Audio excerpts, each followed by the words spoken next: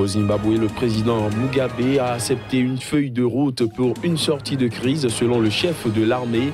Pendant ce temps, le parti au pouvoir compte entamer ce mardi une procédure de sa destitution. Le président togolais Faure Gnassingbé, en visite à Abidjan, a affirmé qu'un dialogue avec l'opposition était en cours de préparation et qu'il pourrait avoir lieu d'ici à quelques semaines, sans donner plus de précisions.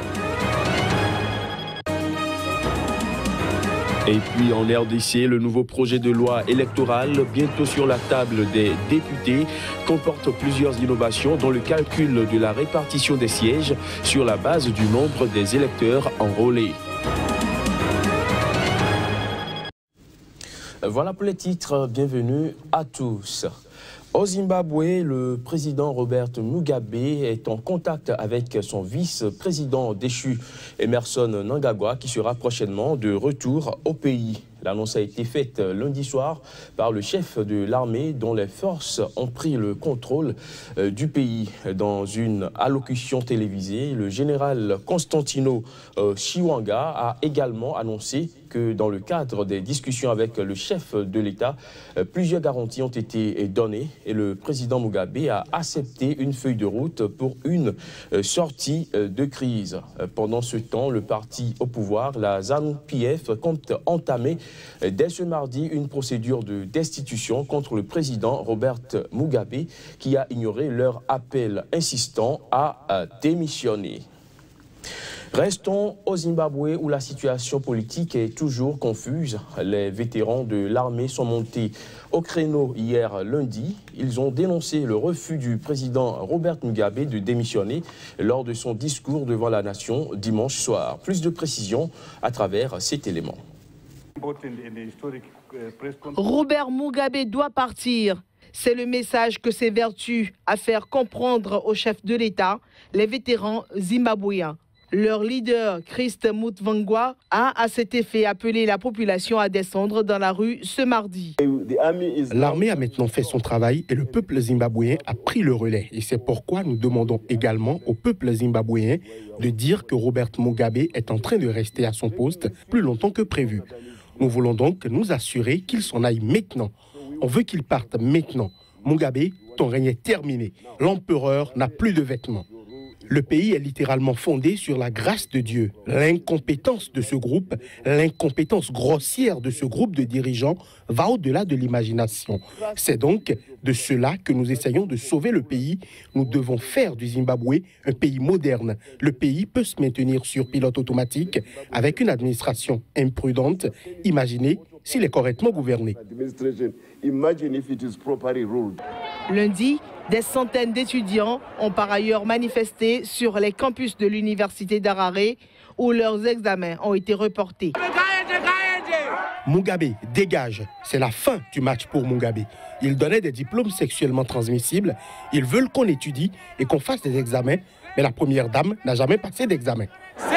Somme toute, l'indéboulonnable Robert Mugabe résistait encore et toujours lundi à tous ceux qui le somment de mettre un terme à son régime de 37 ans. Lors de sa réunion d'urgence dimanche, la ZANU-PF a remplacé Robert Mugabe à sa tête par l'ancien vice-président Mnangagwa, nommé candidat à l'élection présidentielle prévue en 2018. La crise politique au Zimbabwe provoque de nombreuses inquiétudes dans la région.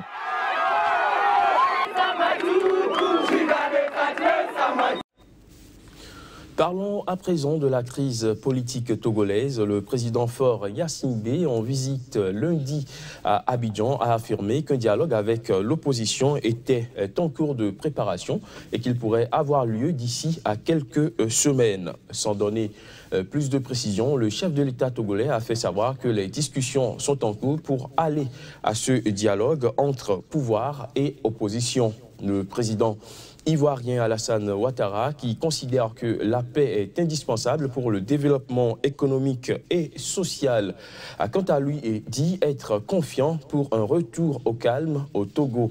Le président Faure Gnassingbé doit également se rendre ce mardi à Abuja pour rencontrer le président nigérien Muhammadu Buhari. Je vous propose à présent un extrait des déclarations des chefs d'État togolais et ivoiriens lors de cette visite du président Faure Gnassingbé à Abidjan. Les situations, quelles que soient les évolutions, tout doit se terminer par le dialogue. Et ce dialogue est en cours de préparation. Pour dialoguer, il faut être deux. Donc, ma seule voix ne suffit pas. Les tractations sont en cours. Je pense que d'ici quelques semaines, ce dialogue pourra s'ouvrir. Nous sommes confiants, nous souhaitons la paix au Togo. Nous considérons que la paix dans la sous-région est quelque chose d'indispensable pour le développement économique et social. Et nous sommes engagés dans cette voie. 5 ans de prison, c'est la peine requise contre 3 responsables d'un collectif d'organisation de la société civile. Ils sont poursuivis pour participation à une manifestation interdite, attroupement armé, vol et complicité de vol. Ils avaient participé à une manifestation le 29 octobre dernier à Niamey contre la loi des finances 2018. Les détails. Ils sont au total 15 personnes, dont les 3 acteurs de la société civile, à comparaître devant le juge. Abbas Abdulaziz Tanko, Abdoulaye Harouna, Djibo Issa ont tous plaidé non coupables des faits qui leur sont reprochés. Participation à une manifestation interdite, attroupement armé, vol et complicité de vol et destruction des biens publics et privés. Tout au long des débats, qui ont duré 5 heures, les 3 activistes et leurs camarades ont répondu aux questions du juge et du procureur de la République en personne. Le procureur est resté constant dans ses accusations. Au président de la coalition de la société civile, Abbas Abdulaziz, il a demandé si c'est bien lui qui a organisé cette manifestation interdite. Le principal accusé a répondu par affirmative. Le procureur a enfoncé le clou en lui demandant s'il y a bien eu des actes de vandalisme. Pour toute réponse, Abbas Abdulaziz a déclaré qu'il a appris qu'il y en a eu en ville. Pour le procureur de la République, les faits sont constitués. En revenant à la charge, le président du tribunal a voulu savoir ce que la société civile a fait pour empêcher ces violences. C'est une défaillance de la municipalité qui n'a pas assuré l'encadrement de la marche, a répliqué Abbas Abdulaziz. Et pour prouver sa bonne foi, il a laissé entendre à la barre qu'il était prêt à collaborer avec la police pour démasquer les vrais coupables de cette violence. Pour le collectif de la défense, les infractions contre les clients ne sont pas constituées. Ils ont demandé la relâche des 3 activistes et leurs camarades. En Guinée s'ouvre une nouvelle semaine de tension dans l'éducation nationale. Une partie des enseignants maintiennent leur mot d'ordre de grève. Il s'agit de leur 2e semaine d'action. Les images. Malgré les appels du pied du gouvernement et les principaux syndicats pour lever le mouvement et malgré l'arrestation de plusieurs syndicalistes le week-end écoulé, le bras de fer continue.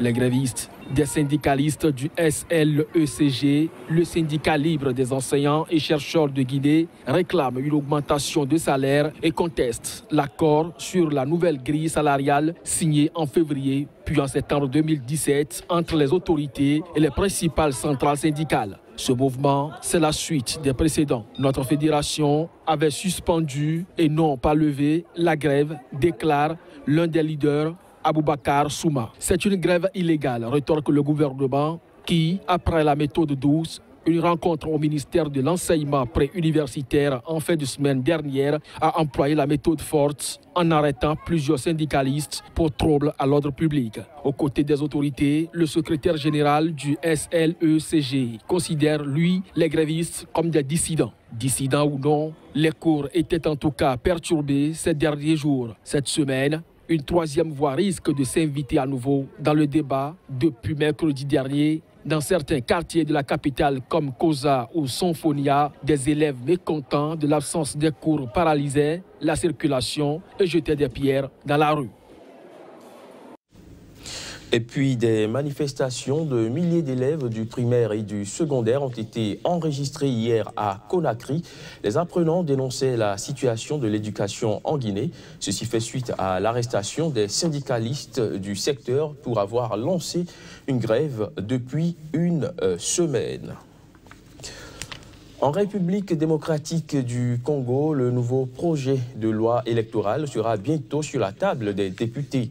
Son adoption et sa promulgation devraient contribuer au respect du calendrier électoral. Ce texte comporte plusieurs innovations, dont le calcul de la répartition des sièges. Il se fera sur la base du nombre des électeurs enrôlés. Les détails. D'après ce projet de loi, le quotient électoral est obtenu en divisant le nombre d'électeurs enrôlés de la RD Congo et non plus le nombre d'habitants recensés au pays par le nombre de sièges à pourvoir à l'Assemblée nationale qui est de 500. Au niveau de la province, le nombre de sièges est obtenu par la division du nombre total d'électeurs enrôlés dans la province par le quotient électoral. Il en est de même pour chaque circonscription électorale où le nombre de sièges est obtenu en divisant le nombre d'électeurs du lieu par le même quotient. En dehors du calcul sur la répartition des sièges, il sera désormais aussi question d'un seuil déterminé par un pourcentage en ce qui concerne les listes des candidats. De ce fait, le seuil de représentativité est déterminé au niveau national à 3%. Le projet de loi déposé au bureau de l'Assemblée nationale prévoit également la moralisation des acteurs politiques en renforçant les conditions d'éligibilité. En ce qui concerne la moralisation des acteurs politiques, le projet prévoit la régulation des cas des candidats indépendants qui exercent un mandat électif ou tout autre mandat public pour le compte d'un parti ou regroupement politique. Ce dernier doit, sous peine d'irrecevabilité de sa candidature, établir la preuve de sa démission qui doit intervenir au plus tard 3 mois avant le dépôt de candidature. Le mouvement du 17 mai M17 salue les innovations apportées dans la nouvelle loi électorale, mais demande des réformes plus importantes relativement à la commission électorale indépendante et à la loi électorale. Bousculade provoquée par une distribution d'aide alimentaire dans un village au Maroc. Au moins 15 personnes, essentiellement des femmes venues chercher de la farine, y ont perdu la vie. Reportage.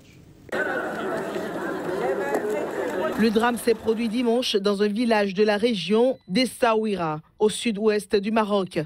En effet, une foule de femmes de tous âges s'était rassemblée dimanche sur une place du marché du Sidi Boulalam. Elles étaient venues bénéficier de la distribution de farine de blé organisée chaque année par un notable local installé à Casablanca. C'est comme le rassemblement de la Mecque. Si tu tombes, c'est fini pour toi. Personne n'est venu à notre aide. Tous les gens criaient à l'aide et l'organisateur était sur un toit en train de nous filmer avec sa caméra. L'organisateur de la distribution nous a fait du mal. Ma sœur n'a jamais assisté à ça. Je lui ai dit de ne pas y aller car nous ne dépendons pas de cette farine. Notre Dieu est là. Il y a beaucoup de femmes de Tafetache, de Sidi Mohamed Merzouk, de Douar Nzilat, une autre de Sidi Mokhtar, une autre de Chichawa. Les morts sont originaires de beaucoup d'endroits. Le bilan encore provisoire est dramatique. Au moins 15 personnes ont été tuées et 5 autres blessées, selon le ministère de l'Intérieur. Selon Abdelkadir El Hadidi, l'organisateur de la distribution qui s'organise chaque année, l'opération s'est déroulée dans le respect de la loi et sous la supervision des autorités. Fin de ce journal, merci de l'avoir suivi.